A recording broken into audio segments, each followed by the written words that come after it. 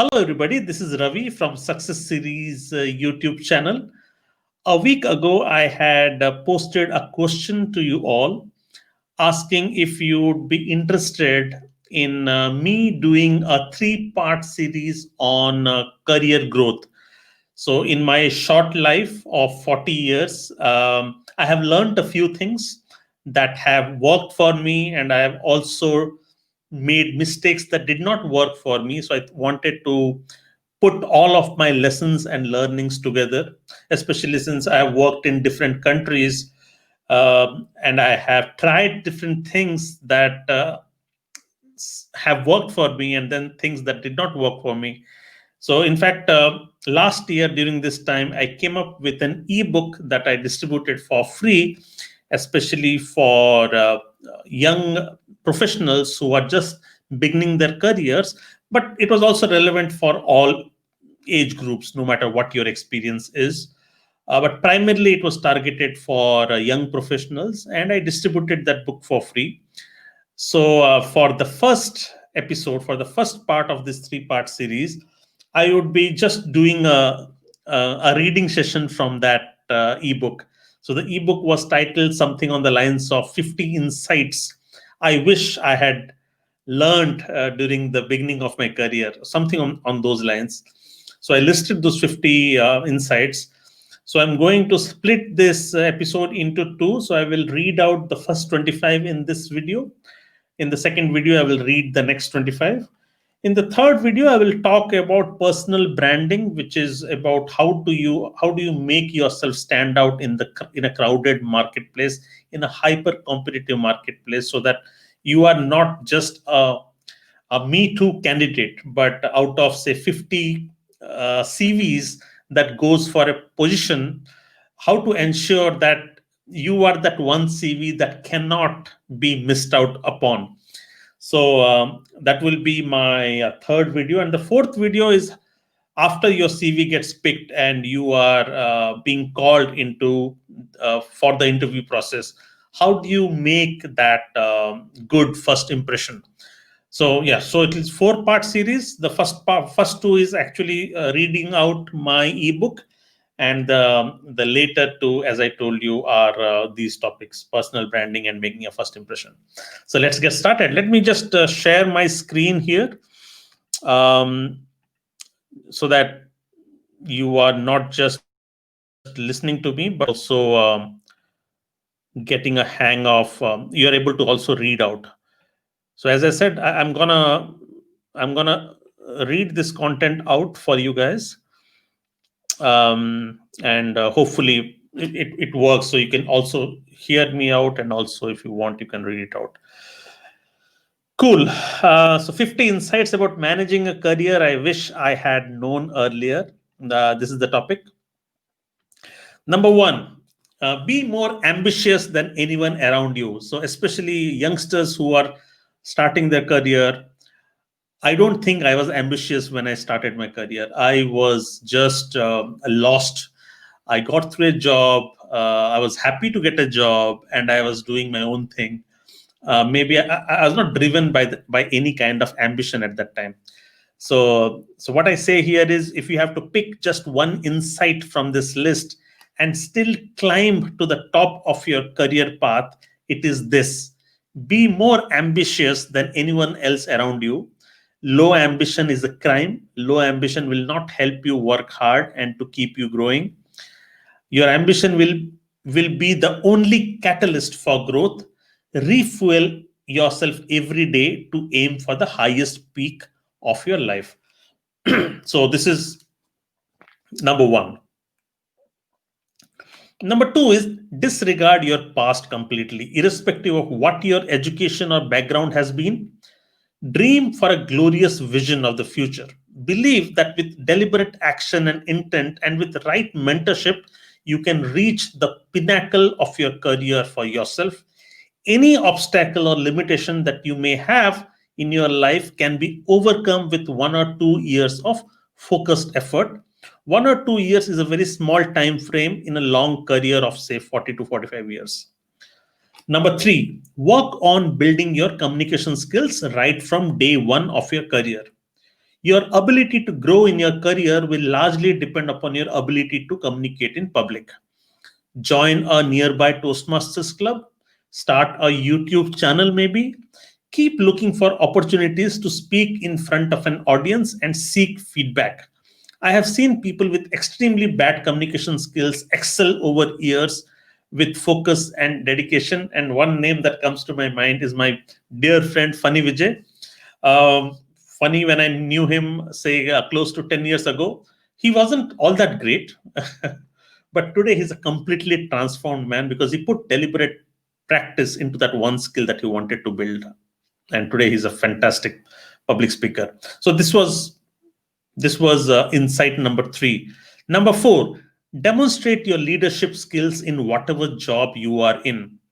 If you want to grow up in the ladder, you need to demonstrate latent leadership skills. Leadership skills, like any other skill, can be developed. Train your mind to act like a leader. What it means is that you hold very high standards for yourself and your work. You always pay attention to how you present yourself, how you look, how you speak. Always imagine yourself as if you are being watched and being evaluated for the next lead of the team. Don't ever slack in front of your colleagues and senior management. When I say slack, I mean don't put down your guard. So wear that guard of a leader, and you will be then considered a leader.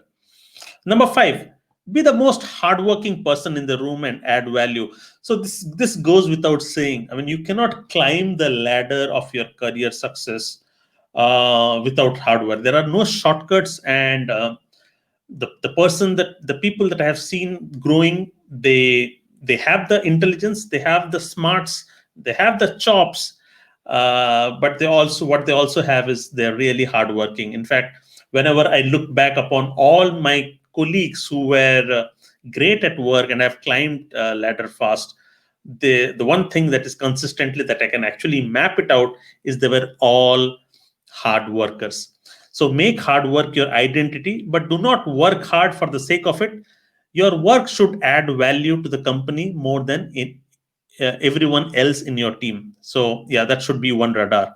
Number 6, pick mentors who are 10 times more successful than you. And I cannot emphasize more on this because this is a high leverage quality to have. Few people ever take help of mentors, and it's appalling. It's appalling because people try to figure out their career path all by themselves. But why? If somebody has already ventured or already gone through that path ahead of you and made it, and maybe has made the same mistakes that you're making and learned it, why would you make the same mistakes all by yourself? All you could do is take help from the mentors and shortcut your path to the same destination. So a worthy mentor can show you blind spots that you'd otherwise miss. Don't wait to make all the mistakes yourselves. Avoid making mistakes by learning from mentors. Sync up with them every month and report your progress to them. This is such an important advice that I felt the need to write another ebook on mentorship. So I've actually written an ebook on mentorship. If you really want, I can, on the description below, the book is cheap, 800 rupees only. The link is there on the description. You can just download it and find it. And you can also approach me if you need additional information on how to find a mentor. Insight number 7, whichever role you are in, look to transition into a line job as soon as possible, not staff job. I have done another YouTube video exactly on this. So click on the link above to watch that video in more detail. So line job is a fast track job or a fast track role than a staff job, because the line job is the one that makes money for the company. The staff jobs is support job to the line job. So I have explained this in the video. As I said, click on the link above and you can find that video. Number 8, work on improving your negotiation skills. One of my favorite quote that I've always shared is, you don't get in life what you deserve, you get in life what you negotiate. And I've seen so many deserving candidates sell themselves short, or do not have the upper hand in any bargain or in negotiation, because they have not built their negotiation skills. Even today, I feel this is my weak spot, especially people from India. And if you I do not know if you have ever worked in Europe. People here demand a lot. They negotiate a lot. They ask a lot. And my wife is a HR. She hires a lot of people from all over the world, in Europe, in Germany, and she also feels the same, that the candidates from India, they are most times the best candidates in comparison to candidates from other parts of the world, but often they sell themselves short. And this is something because we do not know how to negotiate. So improve upon your negotiation skills. How you grow in your career depends upon how you negotiate all through your career. Read a few good books as on negotiation. My favorite book on negotiation is Never Split the Difference. This skill is closely tied to improving communication and leadership skills as well. Number 9, build social capital in any organization you work in. Now, what does it mean? Your career growth, I've made YouTube videos on social capital as well. Your career growth also depends upon how well you get along with people. People skills is something you cannot do away with if you need to climb up the ladder. What it means is that you should build strong working relationships with your peers. Make sure you have lunch with a new colleague every Friday.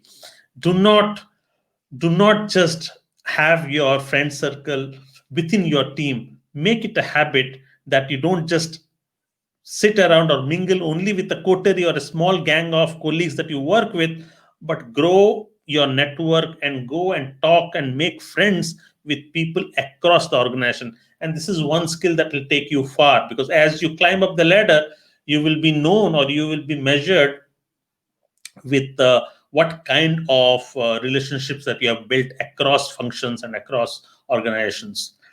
Number 10, take absolute control of your career. And this goes without saying, right? Neither your boss or the HR department is planning your career. No, your boss is not planning. No matter how great a boss he is not sitting at home thinking about your career. No, not even HR. It is not their priority. You have to take charge of your career and be aggressive about it. Work hard and then claim your share harder.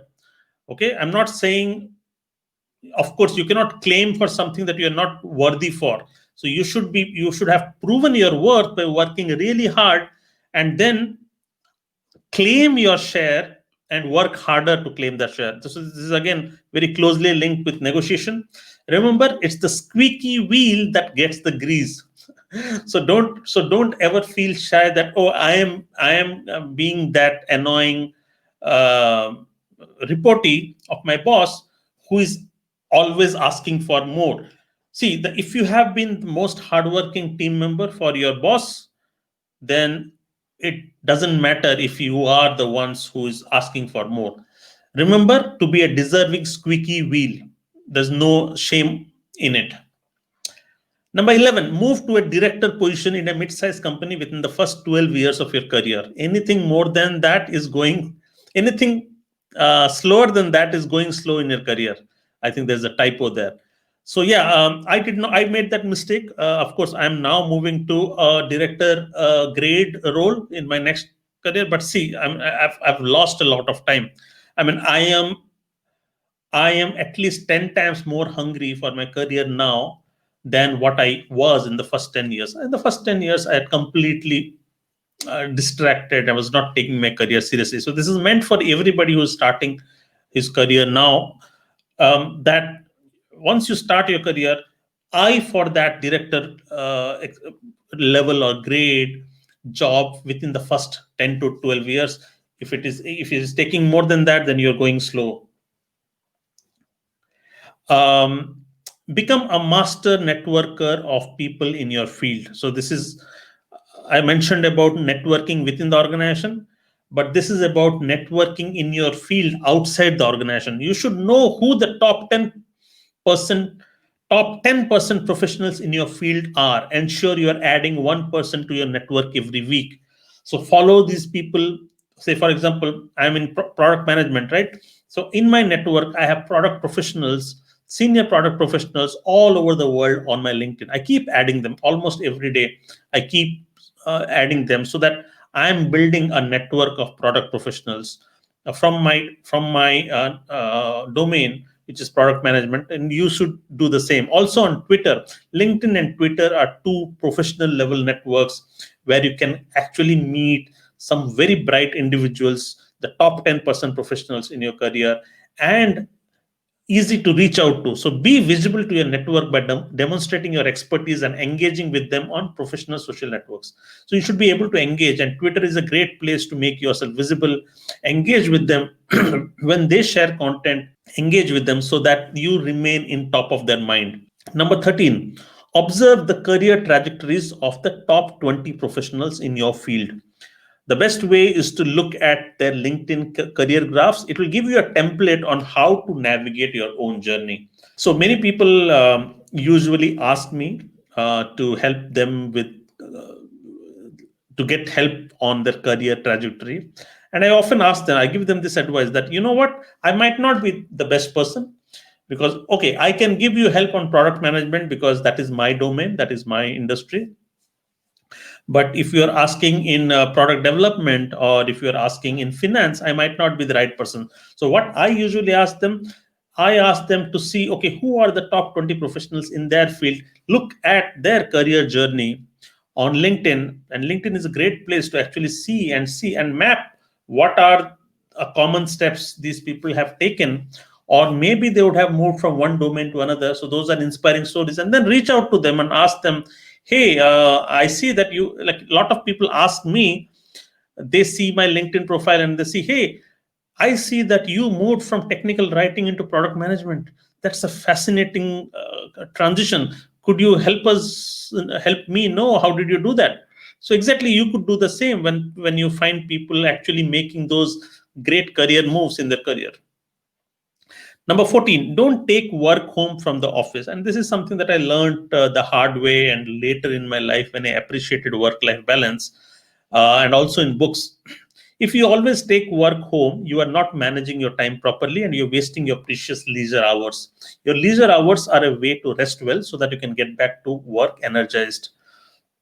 So we have a very bad culture, especially in India, to work long hours, take work home, work in weekends. And as long as I was in India, I used to also follow the same culture.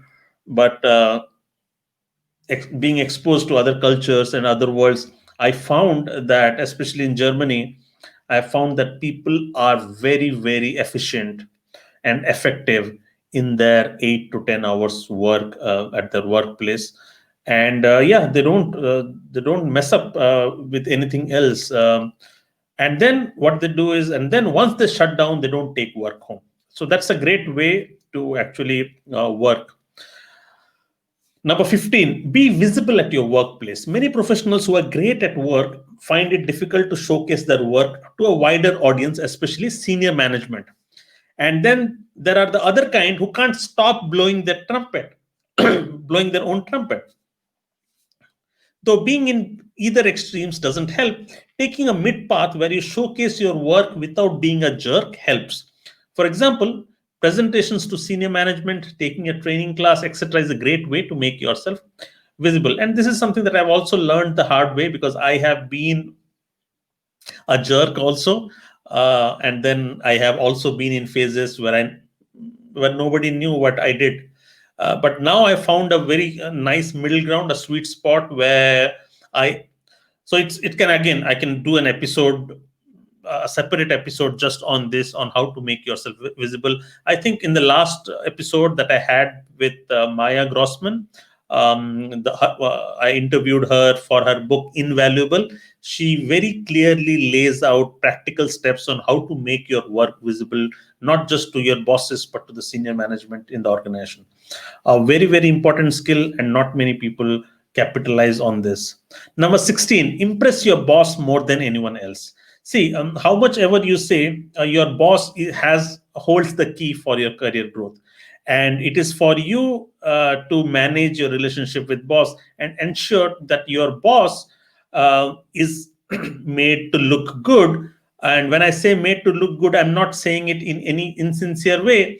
I'm actually saying is your boss has certain expectations from you, and it is your duty to fulfill those expectations. And that only happens when you are aligned with him on what his expectations are and what you are going to deliver. So as long as you exceed your boss's expectations, you are good. He looks good to his boss.